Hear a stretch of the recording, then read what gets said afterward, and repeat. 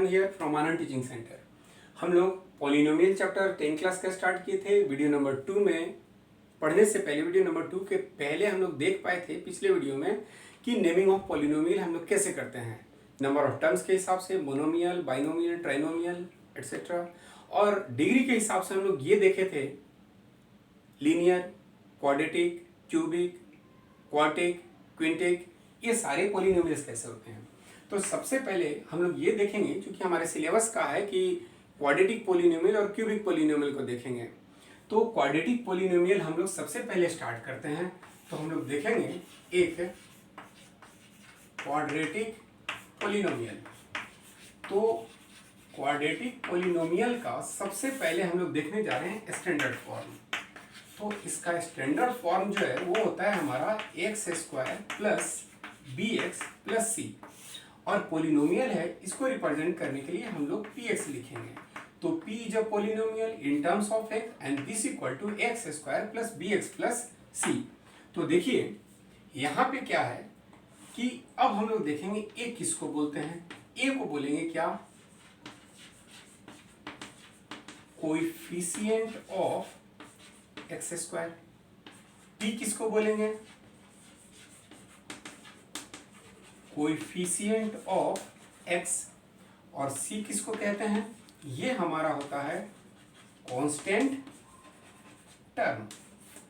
तो अब ये जो चीज आप देखें a b c किसको बोलते हैं, तो अब इसके कुछ एग्जांपल्स ले लेते हैं, आपको क्लियर कर देते हैं जरा। हमारे पास एक पॉलिनोमियल है px and px equal to 3x square minus 5x plus 7 है। तो आपको पूछा जाए a, तो a की जगह पर क्या लिखेंगे, coefficient of x square 3। b की जगह पर क्या लिखेंगे, कोएफिशिएंट ऑफ x माइनस 5, और कांस्टेंट टर्म मेरा क्या है 7। तो c इक्वल टू कितना लिखेंगे, 7 लिखेंगे। ये हम लोग एक और एग्जांपल देख लेते हैं। चलो ले लिया px equal to 2x minus 3 into 3x plus 4। तो सबसे पहले हम लोग क्या करेंगे, इसको सिंपल मल्टीप्लाई कर देंगे। 2x में 3x से मल्टीप्लाई करेंगे, that is 6x square. 2x में प्लस 4 से मल्टीप्लाई करेंगे तो प्लस 8x। माइनस 3 में 3x से मल्टीप्लाई करेंगे माइनस 9x, और माइनस 3 में 4 से मल्टीप्लाई करेंगे तो माइनस 12। इसको थोड़ा सा और हम लोग छोटा करते हैं, सिंप्लीफाई करते हैं। तो 6x square minus 9x plus 8x, बड़े वाले का साइन, काम घटाने का, और ये हो गया माइनस 12।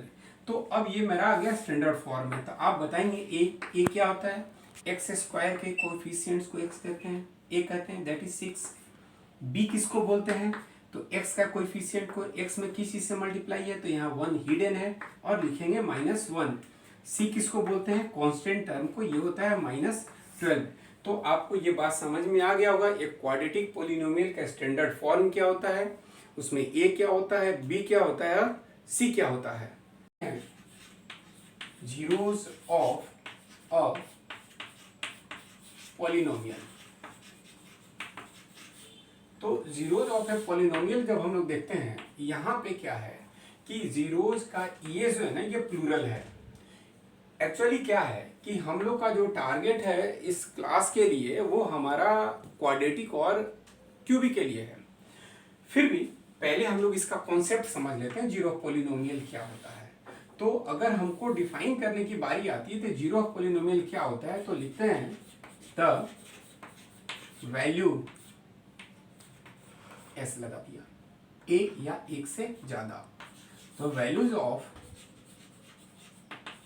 वेरिएबल ऑफ अ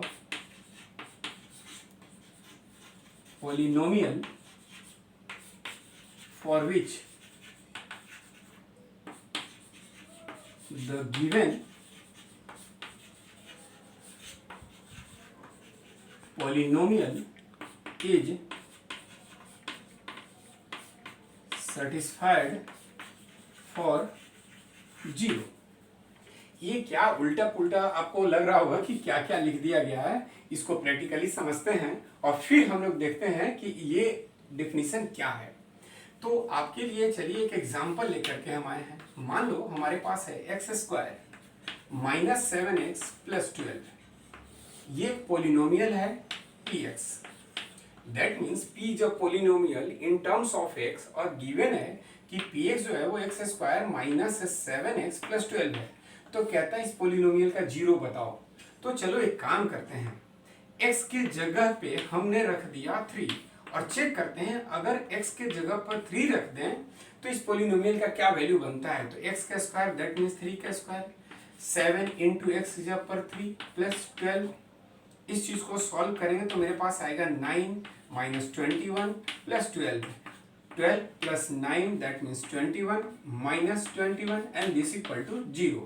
यानी कि हम लोग ऐसा बोल सकते हैं अगर x के जगह पर 3 रख दें तो पूरा का पूरा पोलिनोमियल क्या कहलाएगा, 0 हो जाएगा। तो कहता है क्या, the value of variable, variable का वो वैल्यू जो पूरे पोलिनोमियल को क्या बना देता है, 0 बना देता है, इस पोलिनोमियल का 0 कहलाता है। तो बोलेंगे इस पोलिनोमियल का 0 क्या हुआ, 3 हो गया। तो सोचते हैं क्या क्या सिर्फ 3 है कि इसके अलावा और भी कुछ हो सकता है। तो चलिए हम लोग 4 रख के चेक करते हैं। तो 4 रख के चेक करेंगे तो x के स्क्वायर की जगह पर हम लोग लिखेंगे 4 स्क्वायर माइनस 7 इंटू 4 प्लस 12, 4 का स्क्वायर आएगा 16 minus 28 plus 12 and this equal to, यहाँ चेक करेंगे 16 प्लस 12 और ये है 28 माइनस 28 और this equal to 0। That means x की जगह पर अगर आप 4 रखते हैं फिर भी पूरा का पूरा पोलिनोमियल क्या बन जाता है, 0 हो जाता है। तो इस तरीके से एक पोलिनोमियल अगर px बोले, पोलिनोमियल जो आपके सामने px दिया हुआ है x square minus 7x plus 12, तो बोला जाए इसका जीरोज क्या होगा, तो हम लोग बोलेंगे 3 एंड 4। जीरोज बराबर क्या आएगा, 3 एंड 4। तो इस पोलिनोमियल का ये जीरोज हुआ। कुछ चीजें अब हम लोग समझते हैं जरा। ये कितने डिग्री का है, 2 डिग्री का पोलिनोमियल है। कितने सारे जीरो आ गए, 2, 3 एंड 4। इस एग्जाम्पल को दिमाग में रखते हैं। अगला एक और एग्जाम्पल ले लेते हैं। अगला एग्जाम्पल जब लेते हैं तो उसको फिर से हम लोग चेक करते हैं तो आप समझ पाए ये कैसे बना है। अगर नहीं समझ पाए तो बस थोड़ा सा इंतजार कीजिए। px इक्वल टू हमने रखा है x square minus 10x plus 25, ये एक मेरा पोलिनोमियल है। x के जगह पर अगर हम लोग 5 रखते हैं that means p5, p polynomial है और x की जगह पर 5 रखें तो मेरा आंसर जो आएगा वो 5 का स्क्वायर माइनस 10 इंटू 5 प्लस 25, तो ये हो जाएगा 25 माइनस 50 प्लस 25। दैट मीन्स 25 कितना आ गया, 50 माइनस 50, ये 50 एंड दैट इक्वल टू 0। तो हमने क्या पाया, अगर p5 अगर रख दें पोलिनोमियल में x का वैल्यू अगर 5 रख दें तो इसका 0, पोलिनोमियल का टोटल वैल्यू 0 हो जाएगा कब, जब x के जगह पर हम लोग 5 रखेंगे तब। तो इस पोलिनोमियल के लिए अगर बोला जाए मेरा 0 क्या है, तो मेरा 0 आएगा 5। ये बात आपको समझ में आई। लेकिन अगर आप सोच रहे हो कि हम कैसे बता दे रहे इतना जल्दी, ऐसा कुछ नहीं है। हमें एक फॉर्मेट है और हमको ये याद है। तो इस चीज को समझते हैं कि आखिर हम लोग पोलिनोमियल का 0 निकालते कैसे हैं। तो ये पीछे वाले एग्जांपल को एक बार फिर से वापस लेके चलते हैं और फिर हम लोग देखेंगे कि पोलिनोमियल का 0 कैसे हम लोग निकालते हैं। अब हम लोग जो पिछला एग्जांपल ये थे वो था मेरा x square minus 7x plus 12 और हमको निकालना था इसका 0।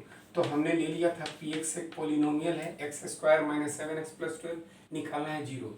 तो याद रखिए कि हम लोग इसमें x का कितना वैल्यू रखें कि पूरा का पूरा टर्म 0 हो जाए।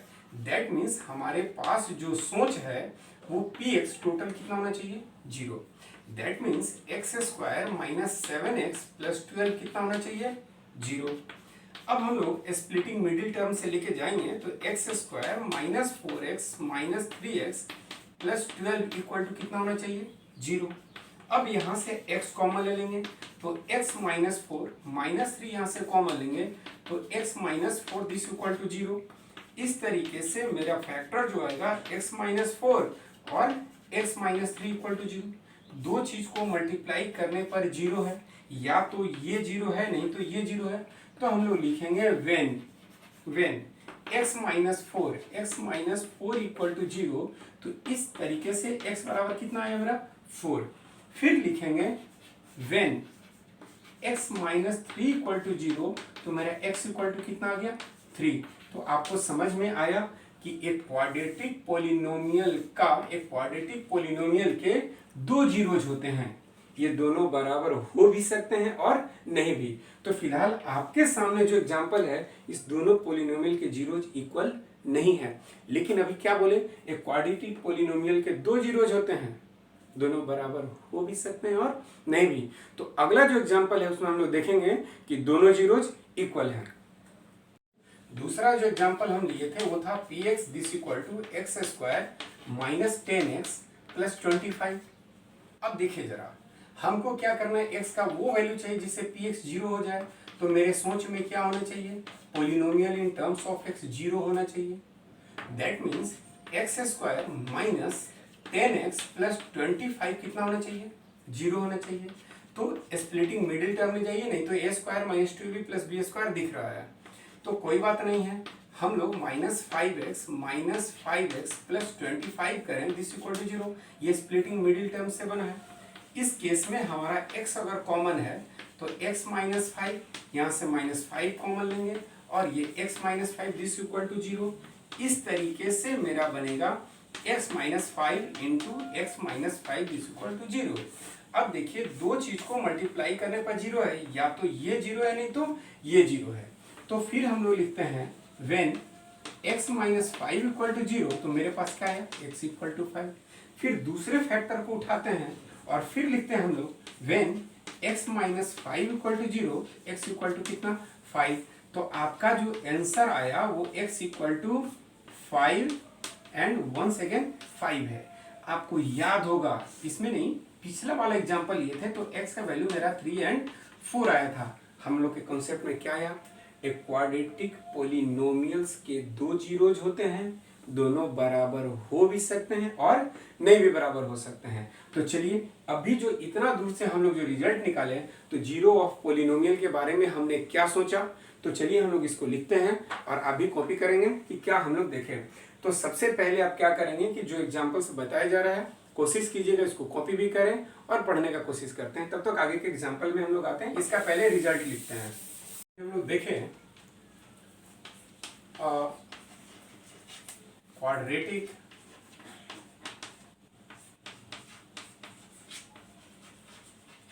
polynomial has two zeros.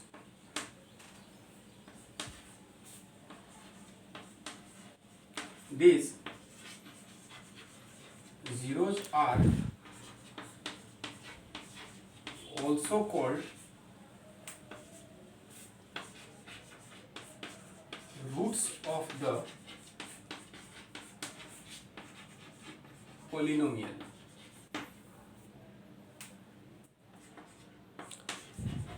The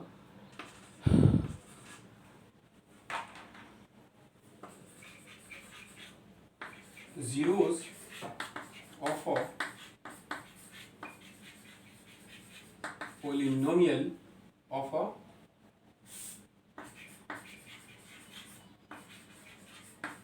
quadratic polynomial are generally denoted by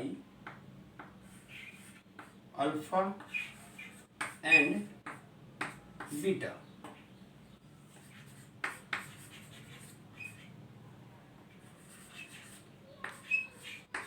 The zeros of a